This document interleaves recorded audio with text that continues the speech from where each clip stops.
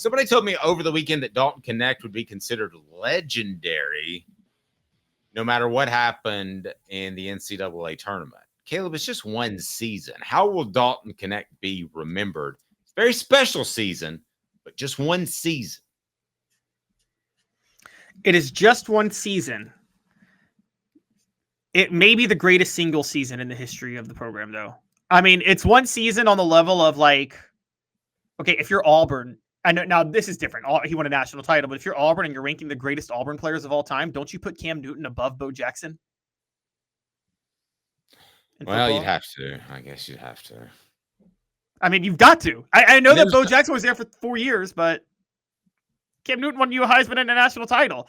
So it is just one season. So this is the class of people that Dalton Knecht's in the conversation with. I want to name them. There are 5 players, Dave, whose jerseys numbers are retired at Tennessee. Bernard King, Ernie Grunfeld, Dale Ellis, Allen Houston, and Chris Lofton. Grant Williams is going to have his jersey number retired in the near future. I can tell you that right now. He's going to come back and have his number retired at some point at Tennessee. And I think those 6 players really stand out the most. The only way they might not retire Grant Williams' number is because he left early for the NBA, but I think that'd be a stupid reason, quite honestly, for basketball. So those are the big 6. Is Dalton Knecht in that conversation? There's just one other reason.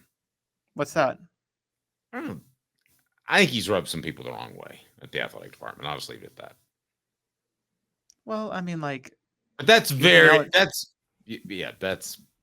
enigmatic. You don't think Allen Houston may have rubbed some people the wrong way? Grant Williams ain't Allen Houston. I think he was a better Tennessee player than Allen Houston.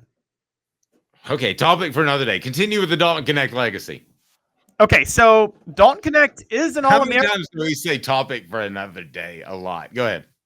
Dalton Knecht was the SEC Player of the Year, an All-American, won the SEC regular season title, took Tennessee to the Elite Eight, accomplished everything. This team with Dalton Knecht leading them, Dalton Knecht accomplished every single thing you could possibly accomplish that another Tennessee player has accomplished, with the exception of an SEC tournament title. That's like the only thing that he didn't accomplish that somebody else in Tennessee has accomplished. And he did it in 1 year. So that is 7. That is I almost take pride in not winning the SEC tournament. Yes, exactly. That's a good point. I was smart enough to get the heck out of that. That is the big 7. And by the way, Dave, I think it's the big 6 because I don't know if Ernie Grunfeld is in the same big 6 as the other guys we named. I mean, I think that's Bernard King's team, right? That's not Ernie. Ernie Grunfeld's great. It's funny you mentioned that. Bert Bertelkamp was discussing those 2 players on the post-game show, and he said they split it pretty evenly, so I'll take his word for it on that. But nevertheless, Bernard King was the better player. I mean, if it came down to the last shot, I'm sure that King would get that shot. All right, so I ask you this question. And maybe can we put this on our poll question, if you don't mind, Caleb? And which player, or let's have, what are the top 4 players in your mind? Top 4 players at Tennessee. See, this is a top 7. It's so tough, but without Dalton Knecht. Okay, Bernard King is obvious, right? Yes. I'm going Bernard King. I'm going Chris Lofton. I'm going Grant Williams. Is that 4? No, that's 3. And I'm down to Dale Ellis or Allen Houston. And I'm taking Dale Ellis. I'm sorry. I'm taking Dale Ellis over Allen Houston. Put it up on the poll. 60 seconds. I'll tell you why it's Knecht. Banks & Jones? Well, it's because they're Tennessee's trial attorney. You can play to win with Banks & Jones because they'll go to trial. You've heard of other lawyers. They say they'll go to trial and fight for you. They won't. They just want to settle. That's the easiest way out. Well, that's not Banks & Jones, led by T. Scott Jones. They won't settle. They'll go to trial for you. Tennessee's trial attorney. They play to win. Truly, Tennessee's trial attorney when it comes to criminal defense or personal injury. Why settle? It's Banks & Jones. T. Scott Jones. BanksandJones.com. So our poll question is, who would you pick if you were starting a Tennessee basketball team? Would it be Dalton Knecht, Bernard King, and what were our other 2 choices, Caleb? Well, I was going to say, who would Dalton Knecht replace on the all-time Tennessee basketball? Now we're going to say you're starting your team. Who are you taking? I'm taking Dalton Knecht. hoping I've got 2 or 3 years out of him. Okay, who would you start your team with? Okay, would you start your basketball team with, or which former Fall? Sorry. Okay. Okay, so we're going to go. We'll go. Okay, so add options. We'll go Dalton Knecht, and we'll say Bernard King. I'm going to go Chris Lofton, and I'm going to go Grant Williams. Yep. Travis says I consider him the best player we've ever had. I think he is too, because he's a 3-level player. I don't think you can stop him. I think you could just take. I think that was proven in the Purdue game, and they were throwing all kinds of looks at him, and he still ended up with a solid game. And I think they used like 4 different defenders on him too. So I think he's the one all-time starting lineup. Pardon me? Let's do an all-time starting lineup for Tennessee basketball. Well, I will. We will. But to me, I'm not going to put him against above Bernard King, because if not for the injury in the NBA, he probably is I'm told by people I trust, one of the greatest NBA basketball players, top 50 top player of all time. And I think he might have been close to the top 50 anyway. But short of Bernard King, I'm taking Dalton Knecht. I've got to start my basketball team. I can make arguments against any of those other ones. Allen Houston can't play defense. Chris Lofton can be stopped if you really want to take him out of the game. Grant Williams is an all-everything player, but is he elite at everything? Ernie Grunfeld, as you said, maybe relied a little bit more on Bernard King. So I don't think I'm leaving anybody out of our group, but I can make arguments against each. Dale Ellis, maybe. I think Dale Ellis is like Dale Ellis was a post player, and I know that you probably saw him shoot threes in the NBA, and you're thinking Dave has been drinking this morning, but no, he was a post player. He was a 1-level player. Dalton Knecht's a 3-level player in college, so I don't consider that one even that close. Now, if Dale Ellis had shot a bunch of threes in college, then I would have said, oh, wow, he's a great shot as well. But he didn't. All right, so your all-time top 5, we want to hear you on starting 5. Top 5 is not the same as starting 5. That makes it more difficult. Sure. All right, starting 5. So go ahead and put it on the message board, and if you got a good one, we'll take care of you. All right, so my starting 5, I'll go ahead and tell you that I'm going to go small. Let me hear of yours first. All right, so my point guard, and this is by default because he's not a top 5 player, but Ernie Grunfeld's the only elite Tennessee legend who actually can play the point. Is that fair to say? Like, you can't put Chris Lofton or Allen Houston or Dale Ellis at the point. And you can't even put Bernard King at the point. Well, you take away an awful lot of what Lofton did. I mean, he could do it, but coming off screens, yeah, I would hate to take that away from him. Yeah, so I got Ernie at the point. I got Chris Lofton at the 2. You've convinced me. I've got Dalton Knecht at the 3. I've got Bernard King at the 4. And honestly, this is where the trick comes in, is the 5. I don't know who I would start at center in my all-time starting 5. I think I'm going to go way out of left field. His number's not retired, but you probably know of him, Dave. Reggie Johnson. Remember him at Tennessee back in the day? Dude.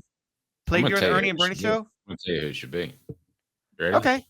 I'm ready. You wouldn't have had that Purdue collapse if this guy would have been part of your starting 5. Stevie Hamer, ladies and gentlemen. Steve Hamer. The 7-footer who could play defense. That would be my starting 5. Here's your problem. Because that way I can't bump into a Purdue in the tournament that just outbigs me, because I want to go small, but I got one big. I'm basically Houston is what I am. Houston's you were telling me that Tennessee had a player who could start on their all-time starting 5 and Allen Houston and couldn't have a winning record in a season. Stop. Hamer time. Yes. It's exactly right. It's Stevie Hamer. He played in the NBA. But if Stevie Hamer belongs on the all-time starting 5 and Allen Houston was on that team, how did they have such a bad record during that time period? Was that just Wade Houston that bad of a coach? Yes, but Stevie was also young when Allen was older. I don't think they overlapped by a lot. Well, they overlapped. They overlapped for about 2 years. And Wade Houston couldn't get past the first round of IT. Yeah, and they're just horrible. And that's Wade's fault. I would take Marcus Hayslip, honestly, over Hammer. Well, the great part about that season is that Wade Houston didn't miss any of his stories because he was a big soap opera fan. Sports Treasures carrying over 5 million sports treasures and so much more. Follow on Facebook for the best sports memorabilia, daily updates. Sports Treasures TN on Facebook, Sports Treasures TN. So my 5 is basically the same as yours, except I got Stevie Hamer in there. So we're keeping. Wait, so you're starting Chris Lofton over Allen Houston too? Oh yeah, I am too. Yeah. So, but Allen couldn't play defense.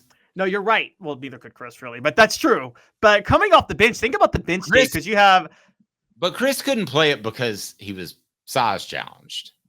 I mean, Allen Houston. Allen Houston. Don't laugh. Allen Houston had the body to be able to be a great defender. Yeah, he that's true. He had that. And he had great integrity. You almost have heating and air conditioning. 50 years in East Tennessee, integrity matters. Don't trust a fly-by-night HVAC company to tell you that you need a new unit that could cost you thousands or more. Cityheatandair.com. Cityheatandair.com. Yes. You almost have to do because now basketball is not about starters, it's about your rotation. So that'd be my starting 5, but then Dale Ellis and Allen Houston would be in my rotation right off the bench, right? And then Ron Slay would be in my rotation right off the bench. But those guys, I think all 8 of those guys are interchangeable players that we just named. And even Reggie Johnson, number 9, because you said Steve Hamer, I said Reggie Johnson. You get those 9 guys, you can just run them in a rotation however you want, right? You just need another point guard, at which point I'm throwing in either CJ Watson. CJ Watson is my other point guard. Hey now. CJ Watson or Tobias Harris. What about Tobias Harris being dropped out altogether?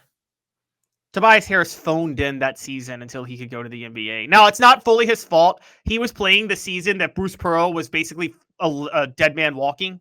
Remember that? We all knew he was going to be fired. I mean, I can't fully blame Tobias Harris. Yeah, no, he didn't. And somebody mentioned Tyler Smith. He didn't really give it his best shot. Who would coach this team? No. Who would coach this team? That's easy. It's Ray Mears. Hey now. No, it's not. It's Rick Barnes. Rick Barnes is better than Ray Mears. Ray Mears can get up and down the floor, sell the program. That place will be packed. The program is sold. What about Bruce Pearl? Would it be Bruce Pearl? That's crazy. It's Rick Barnes. Rick Barnes is the best tactician that Tennessee's ever had coaching. I'm just going to say it. Ray Mears was a tournament flameout for a reason, guys. You suck. He was Ray Mears was a salesman, which helped him recruit. Bruce Pearl was also a good salesman and I'll say Bruce Pearl is the best inbounds coach I've ever seen. And SEC football, who's been our MVP of the board today, said Dave is coaching it. I'll go ahead and tell you, I'll make the Sweet 16 with that crew. You give me those dudes relative to the time they played. I know athletes are better nowadays and blah, blah, blah, and they've got more training. But relative to the time they played, oh, yeah, I'm going Final Four with Dave Hooker as the head coach. How's that sound? The real question is, how have they not made the Final Four given their history? It's so bizarre, is it not? I was talking with a friend this morning, and I was just like, something about that orange jersey when you put it on says not going to happen in March. Yeah, not going to happen in March. No, that's true. Now, you could do an all-time starting 5 of great players who had limited team success, funny enough, because you'd have Allen Houston and Tony White on there. And don't put the Whizzer on there. Huh? I don't put the Whizzer on there. Tony White was like I had 2, Johnny Jones at running back and Tony White at point guard. Those are my first 2 favorite Tennessee players. So I have an emotional pull. He had limited team success. He never made the NCAA tournament. I know.